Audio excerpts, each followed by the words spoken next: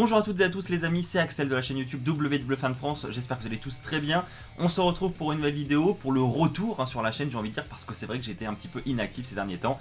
J'ai pris un petit peu de vacances, donc je me suis un petit peu éloigné de YouTube, mais là je suis de retour, c'est pour ça qu'il n'y a pas eu de vidéo prono pour SummerSlam, je m'en excuse.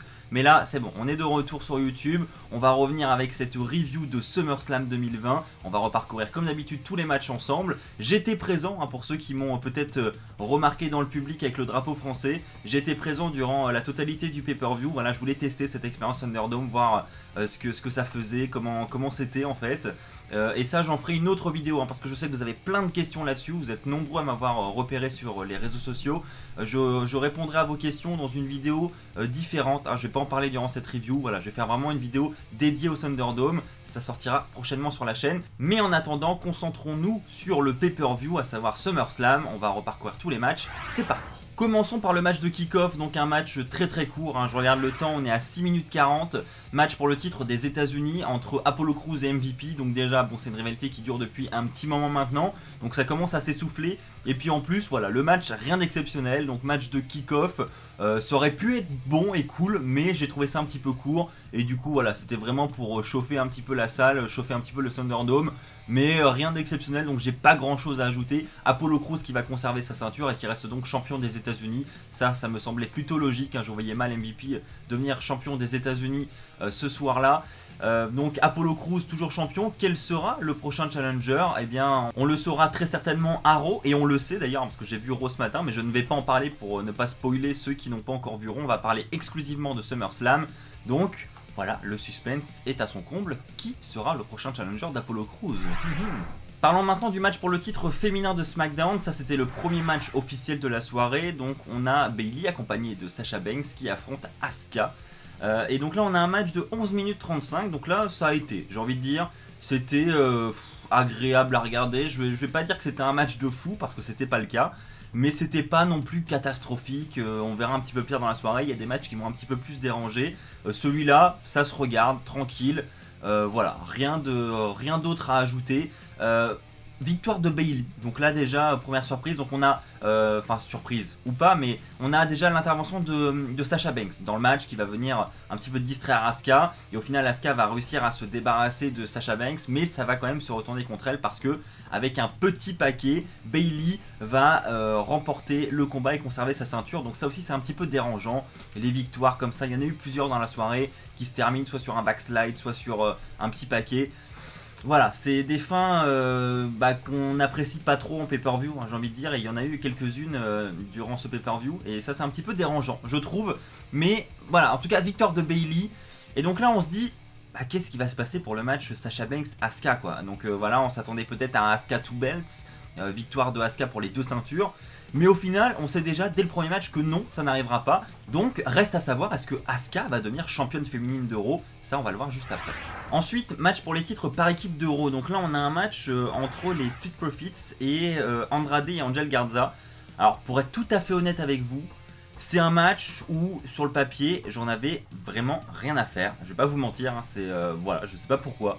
Ça m'attire pas plus que ça, alors qu'au final, on a d'excellents talents dans ce combat. Et puis, on a eu, encore une fois, un très bon match avec de bons moves, mais je sais pas, j'ai l'impression que ça aussi ça tourne un peu en rond, et je m'en lasse un petit peu peut-être. On a eu un match très court par contre de 7 minutes 50, et ce que j'ai apprécié par contre dans ce match, donc c'est vraiment par rapport à l'expérience Thunderdome, c'est voilà, l'entrée des Street Profits, la musique, tout ça, franchement même si on est chez soi en virtuel, on a vraiment l'impression, c'est vraiment immersif en fait, on a vraiment l'impression d'être dans la salle.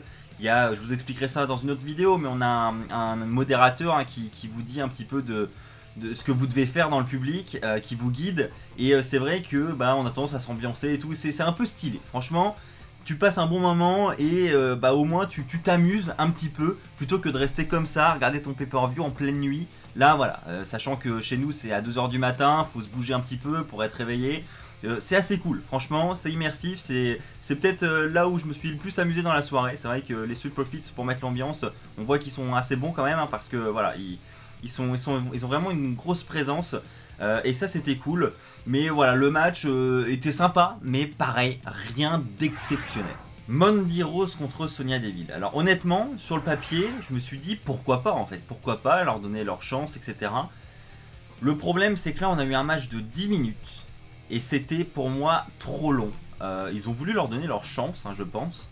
Mais du coup ça a paru hyper long. On a eu des botches, hein, on en a eu pas mal. Voilà, Mandy Rose qui essaye de mettre en place la table, ça a été assez compliqué. Hein.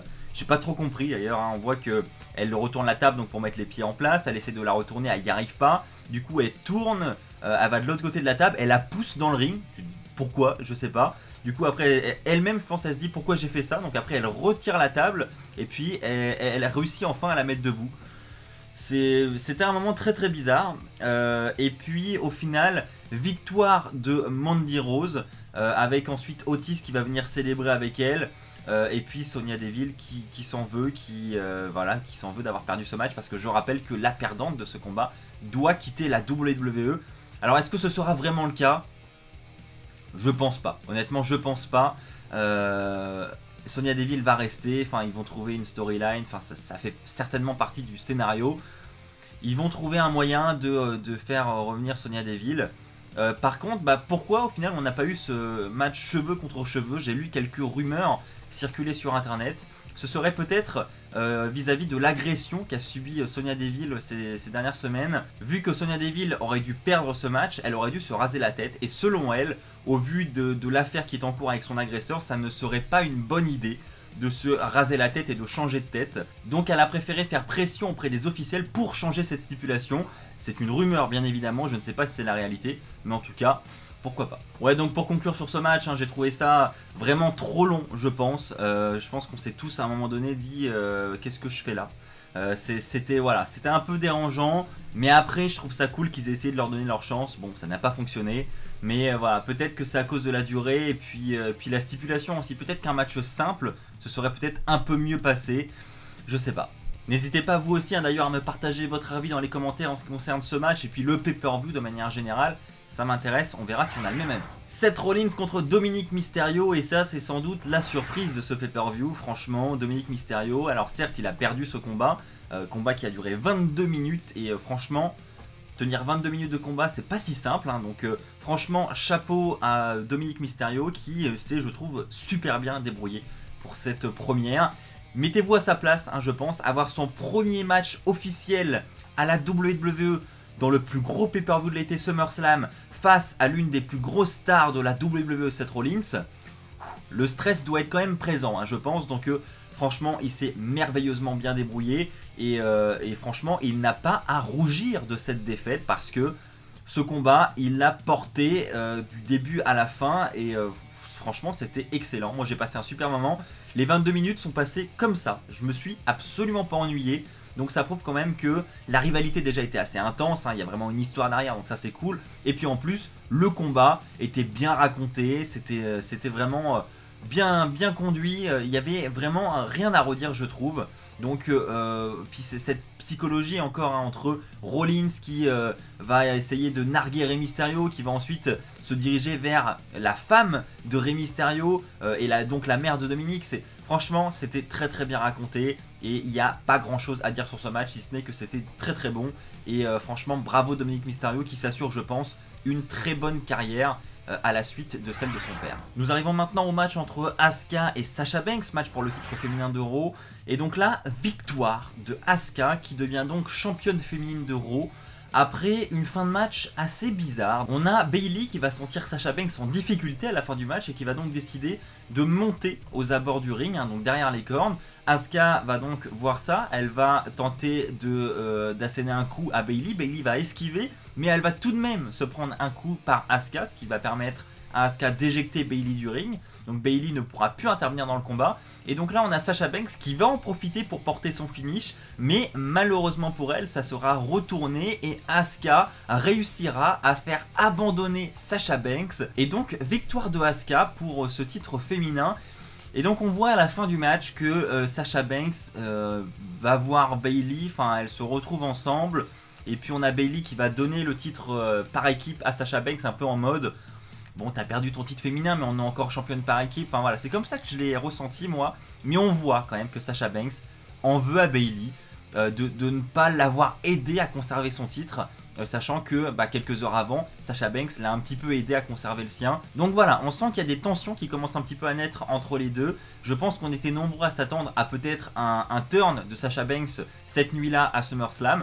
Ça n'est pas le cas, mais honnêtement, je pense que ça ne devrait vraiment plus tarder. Là, les tensions commencent à naître. On a un match d'annoncer pour Payback où Sasha Banks et Bayley vont défendre leur titre par équipe.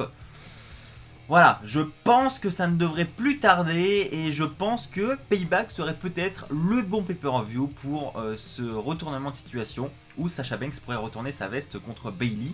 Ça, on le saura dimanche prochain. Allez, on passe maintenant au match pour le titre de la WWE entre Randy Orton et Drew McIntyre. J'avais hâte honnêtement de voir ce combat parce que c'est un match où franchement j'aurais bien vu Randy Orton gagner, ça m'aurait pas étonné, donc il y avait du suspense je trouve. Et donc là on se retrouve face à un match de pareil 20 minutes qui sont passés assez vite honnêtement, je me suis pas ennuyé non plus malgré la fatigue tout ça. Ça a été assez vite, donc ça c'est le point positif aussi. Match très très bon franchement, bel enchaînement, rien à redire. Là où je vais un petit peu critiquer, ça va être la fin du combat encore une fois. Alors je sais que bon, il faut peut-être que Randy Orton lui aussi reste fort, voilà, comme dirait un grand youtubeur. Mais voilà, c'est toujours dérangeant je trouve ces fins et moi j'ai du mal avec un match de SummerSlam main event, hein, on peut appeler ça un main event même si c'était pas le cas là, mais voilà, c'est quand même un match pour le titre de la WWE et on termine avec un backslide de Drew McIntyre sur Randy Orton pour la victoire. Enfin je veux dire, en main event de SummerSlam, on attend un petit peu mieux comme finish qu'un backslide dans un match pour le titre de la WWE entre Drew McIntyre et Randy Orton quoi. Donc là, un petit peu déçu, j'avoue que quand Drew McIntyre a fait ce backslide, je me suis dit, oh, il va se dégager, c'est bon. Et quand il y a eu le compte de 3, je suis un peu resté con, je me suis dit, ah ouais, ça se finit comme ça quoi. Franchement, un grand match où il y avait tant de suspense, où on était déjà à 20 minutes de combat qui était très intense, on le termine là-dessus. J'avoue, j'étais un petit peu déçu, mais bon, ça veut probablement dire que la rivalité entre McIntyre et Randy Orton n'est pas terminée. On verra ça en haut, mais quoi qu'il en soit, pour ce match, petite déception pour le finish quand même. The Fiend contre Braun Strowman. Alors je vais être tout à fait honnête avec vous, au fond de moi, j'espérais que le Fiend allait devenir champion universel. Pourquoi ? Parce que je suis littéralement fan de ce personnage et de tout ce qu'ils font autour de cet univers de Bray Wyatt et du Fiend.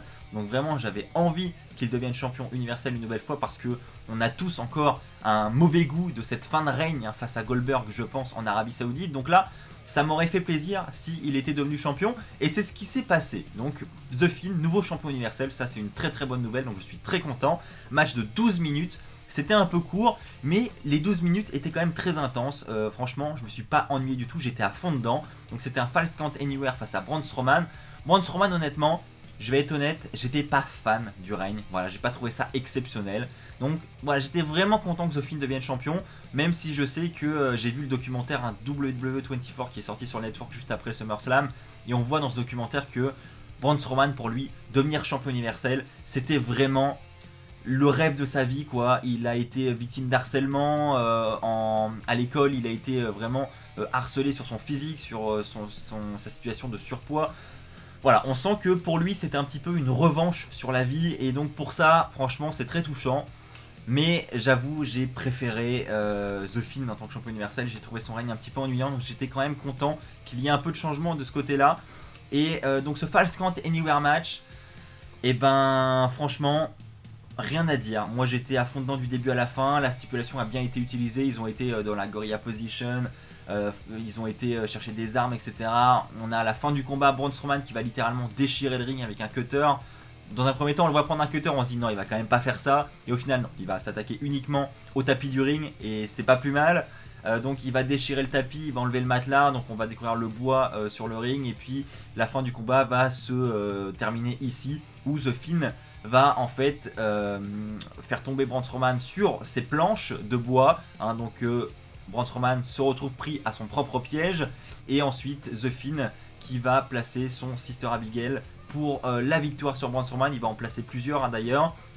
Et donc victoire de The Fiend, mais ce qui va nous intéresser c'est le final de ce pay-per-view parce que rappelez-vous à SmackDown, Vince McMahon pardon, nous a bien précisé que on ne le verrait pas venir à SummerSlam. Il nous parlait de quelque chose, on ne savait pas de quoi, et donc on a eu la réponse. Hein. Honnêtement, moi je l'attendais ce moment. Hein. On était à la fin de ce combat, et je me suis dit, on n'a toujours pas eu ce moment dont nous a parlé Vince McMahon. Hein. Donc, bon, ça doit être maintenant. Et c'était le cas, c'était bien maintenant. Donc on a le retour de Roman Reigns, venu de nulle part. Je l'avoue, je ne l'ai pas vu venir non plus. Donc là-dessus, la surprise a été super bien gardée. Hein. D'ailleurs, il y a des news qui sont sorties là-dessus et apparemment personne n'était au courant, à part quelques personnes, dont Vince McMahon évidemment. Mais tout ça pour dire que le retour était vraiment super secret et ça, c'est une excellente chose. Franchement, chapeau la WWE parce qu'aujourd'hui, avec les réseaux sociaux, c'est vraiment difficile de garder un truc aussi secret que ça. Donc là-dessus, ils ont très bien joué leur carte. Et donc intervention de Roman Reigns qui va s'en prendre à The Fiend avec un spear, qui va s'en prendre à Braun Strowman, qui va ensuite remonter sur le ring pour asséner un nouveau spear à The Fiend, et ensuite il va s'emparer de la ceinture, la lever au ciel et partir. Et donc là, grosse interrogation en ce qui concerne Roman Reigns. Il revient, il avait l'air d'avoir un peu une tête de méchant, on va pas se mentir. Alors est-ce qu'il a fait un heel turn? Est-ce qu'il est toujours face? Est-ce que... Voilà, c'est compliqué en ce qui concerne Roman Reigns, là on ne sait pas. Grosse interrogation après SummerSlam.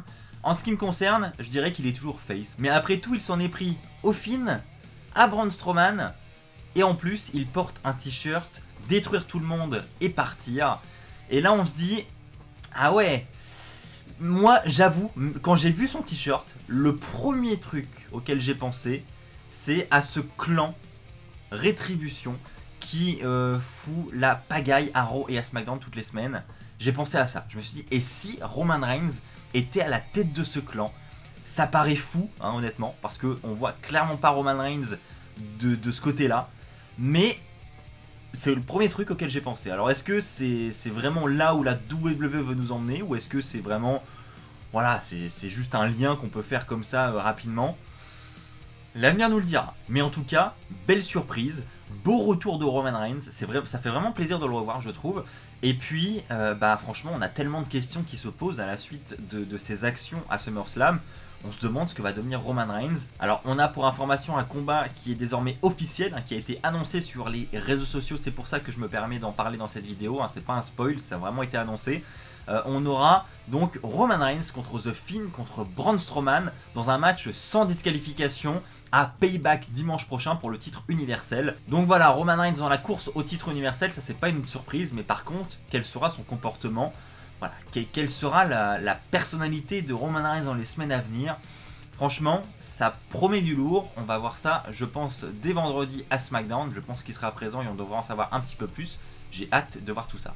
Voilà les amis, c'est ainsi que s'achève cette vidéo review de SummerSlam 2020, j'espère qu'elle vous aura plu, si c'est le cas comme d'habitude, n'hésitez pas à lâcher un pouce bleu, n'hésitez pas à vous abonner pour ne pas rater les futures vidéos qui sortiront sur la chaîne, on se retrouve très vite, d'ici là portez-vous bien, et n'oubliez pas, soyez toujours très fiers d'être fan de catch. Allez bye tout le monde!